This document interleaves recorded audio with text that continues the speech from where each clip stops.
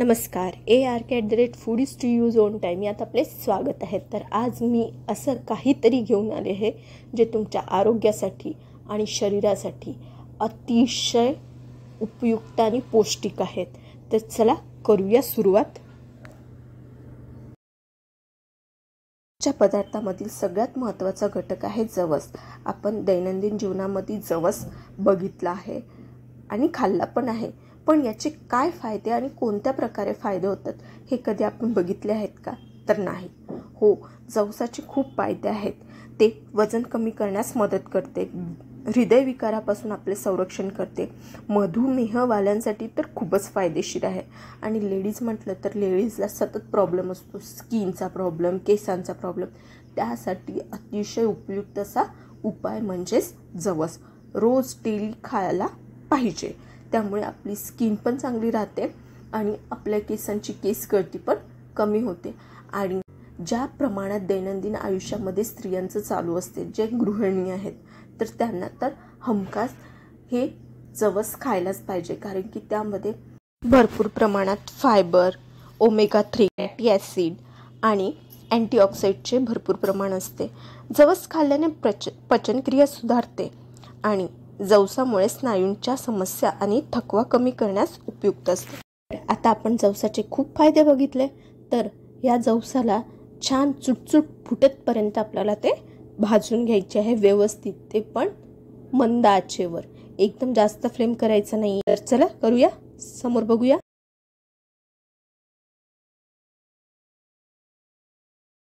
काळे तीळ पण आपल्याला मंद आचेवर चुटचुट फुटेपर्यंत भाजून घ्यायचे आहेत। आता काळे तिळामध्ये भरपूर प्रमाणात कॅल्शियम, लोहच असतं, मॅग्नेशियम आणि पोटॅशियम यासारखे पोषक घटक असतात। तसेच त्यामुळे काय होतं, आपल्या शरीराची रोगप्रतिकार शक्ती वाढते, मेंदूसाठी पण चांगलं असते, जे आपल्या छोट्या मुलांना आवश्यक असतं। पचनक्रिया म्हटलं तर म्हातारे माणसांना पचनक्रियेचा त्रास होतो, तर त्यांच्यासाठी पण चांगलं असतं, हाडे मजबूत करतात आणि सगळ्यात महत्त्वाचं केसांसाठी आणि त्वचेसाठी पण खूप उपयुक्त आहे, कारण की आपण तिळचे खातो ते तुम्हाला माहीत असेल, स्किनसाठी किती चांगली असते आणि केसांसाठी सुद्धा खूप छान असते, त्यामुळे यात आवर्जून घाला। तर चला बघूया, यात आपण घालणार आहोत सब्जा। आता सब्जा आपल्याला माहीतच असेल, तो एक फायबरचा उत्तम स्रोत आहे। आता याला मी भाजून टाकत आहे, पण तुम्ही फालुद्यामध्ये वगैरे बघितलं असेल ते भिजत टाकतात, यात आपण भाजून यामध्ये टाकणार आहे। याला पण व्यवस्थित मंद आचेवर आपल्याला भाजून घ्यायचे आहे। तसंच सब्जा हा पदार्थ त्वचेसाठी पण फायदेशीर आहे आणि शरीराला थंडावा देण्यासाठी खूप महत्त्वाचा आहे। यात कॅल्शियम, मॅग्नेशियम, लोह आणि फॉस्फरस हे घटक अधिक प्रमाणात असल्यामुळे ते हाडांच्या मजबूतीसाठी आणि शरीराच्या चांगल्या कार्यासाठी आवश्यक आहेत। तर आता तुम्ही म्हणाल, चांगले कार्य म्हणजे कोणते? रक्तातील साखर नियंत्रणासाठी आणि पचनक्रिया सुधारण्यासाठी, म्हणजे भरपूर जणांना हा त्रास असतोच, त्याच्यामुळे यामध्ये आपण सब्जा घालणार आहोत। तर चला बघूया समोर।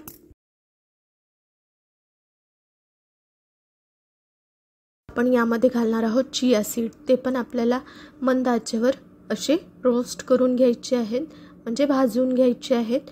आणि हो, याचे पण भरपूर फायदे आहेत, हे पण केसांसाठी खूप उपयुक्त असते आणि त्वचेसाठी पण। तर चला बघूया समोर। आता यानंतर यामध्ये घालणार आहोत आपण हलीम, किंवा याला अळीव बिया पण म्हणतात। आता या शरीरासाठी खूप पौष्टिक असतात, यामध्ये लोह, calcium, folic acid, vitamins A, E आणि इतर आवश्यक पोषक तत्वे भरपूर प्रमाणात असतात आणि खास करून स्त्रियांसाठी खूप उपयोगी आहे। जेव्हा डिलिव्हरीनंतर ज्या घटकांची आपल्या शरीराला आवश्यकता असते ते यात भरपूर प्रमाणात असते। तसेच आपल्या पिरियड्समध्ये जे अनियमितता होते त्यामध्ये सुद्धा हे खूप मदत करते, त्याच्यामुळे स्त्रियांनी हे नक्की खाल्लं पाहिजे।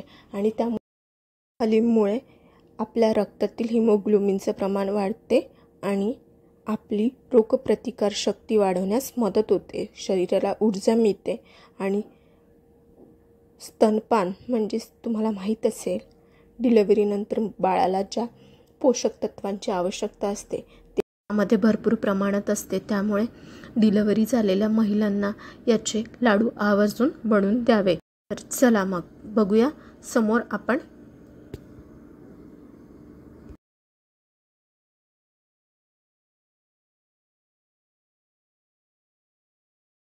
आपण यामध्ये सूर्यफूल बी घालणार आहोत। त्यामध्ये भरपूर प्रमाणात विटॅमिन्स ई, झिंक आणि सेलेनियम भरपूर प्रमाणात असल्यामुळे आपली रोगप्रतिकारशक्ती वाढवते। त्याचप्रमाणे यामध्ये फायबर, मॅग्नेशियम आणि पोटॅशियम असते। तसेच आपल्या शरीरात रक्तदाब आणि कोलेस्ट्रॉल नियंत्रणाचे काम सुद्धा हे करत असते। आणि त्वचेसाठी आणि केसांसाठी तर सूर्यफूल फायद्याचे असते, त्यामुळे आपली त्वचा मऊसूत आणि केस गळती कमी होते। तर आता याला पण हलकं भाजून मी बाजूला ठेवलेलं आहे। चला बघूया।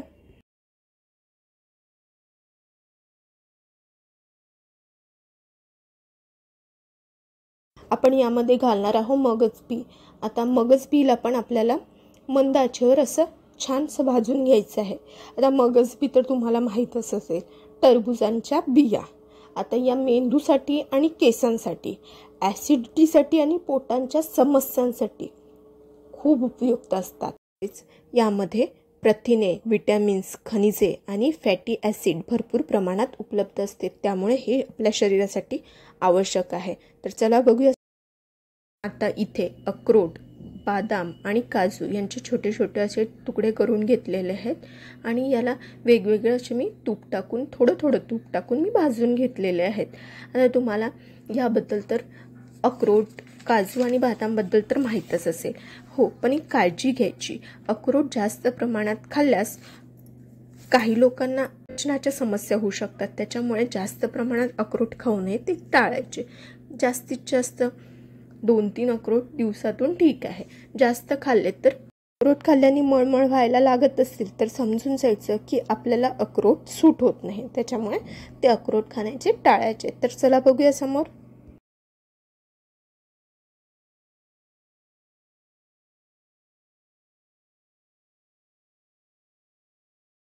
पिस्ता घातलेला आहे, त्याला पण हलकंसं मी भाजून घेतलेला आहे, कारण अगोदरच तो भाजला असल्यामुळे त्याला मी जास्त काही भाजलेलं नाही आहे। त्यानंतर मी इथे शेंगदाणे घातलेले आहेत।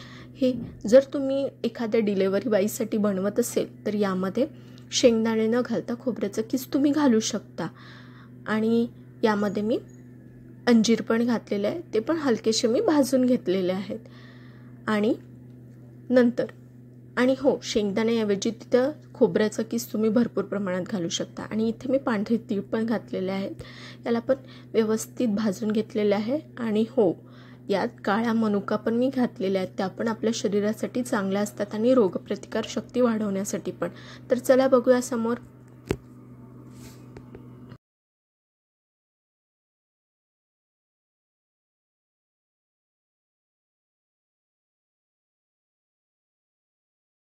इथे 1 किलो गुळाचा पाक करून घेणार आहे।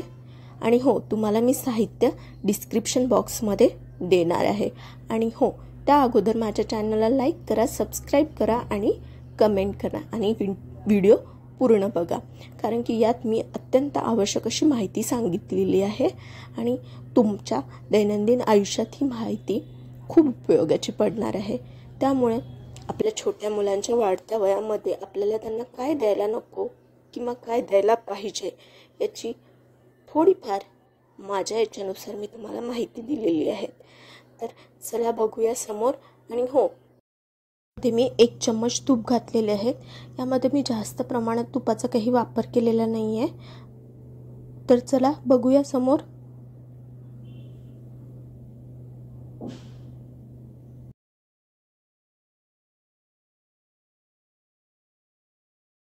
इथे आपला गूळ पूर्णपणे वितळलेला आहे आणि त्या पाकाला आता उकळी यायला लागली आहे। तर आता आपण यामध्ये काय करणार आहे, 8 पावच्या जवळपास अद्रक व्यवस्थित धुवून त्याची साल काढून किसून घेणार आहे आणि तो किस मी यामध्ये घालणार आहे। आता परत त्याला व्यवस्थित उकळू द्यायचं आहे, जेणेकरून अद्रकचा अर्क पूर्ण त्याच्यामध्ये उतरणार आणि त्यातलं जे पाणी सुटेल ते पण आटलं जाईल। त्यामुळे चांगलं त्याला उकळू द्यायचे आहे। आणि नंतर त्यामध्ये 15-20 विलायच्या घ्यायच्या आहेत हिरव्या. त्याचा कूट करून घ्यायचा आहे आपल्याला, म्हणजेच चांगली पूड करून घ्यायची आहे आणि ते पण यामध्ये आपल्याला आता घालायचं आहे. तसेच यामध्ये आपल्याला जायफळ पण व्यवस्थित बारीक करून यामध्ये घालायचं आहे. तर चला बघूया.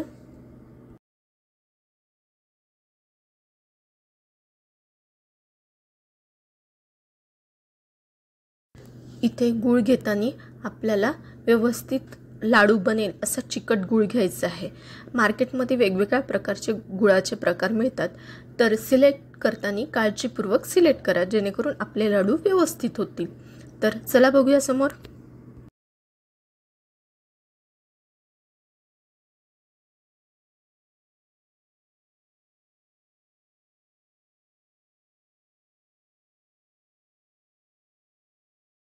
आता इथे आपला पाक व्यवस्थित झाला की नाही हे बघण्यासाठी काय करायचे, तर बघ आपल्या पाकाला व्यवस्थित उकळी आल्याच्या नंतर त्यामध्ये एका वाटीत पाणी घ्यायचं आणि त्यात एक ड्रॉप टाकून बघायचा. तो जर विरघळला त्याचा आपला पाक व्यवस्थित झालेला नाही आणि तो जर नाही विरघळला तर समजायचं की आपला पाक व्यवस्थित झालेला आहे.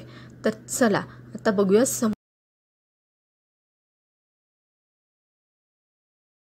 बरोबर आपल्या पाकाला उकळी आलेली आहे. तर आता आपल्याला त्या सगळ्या भाजलेल्या मिश्रणामध्ये आपल्याला हे पाक ओतून घ्यायचं आहे. हो, पण सावधगिरीने ओता. गरम गरम पाक हातावर वगैरे पडला तर भाजण्याची भीती आहे, त्याच्यामुळे व्यवस्थित सावधगिरीने हे काम करा आणि व्यवस्थित मिक्स करून घ्या आणि नंतर बघूया समोर.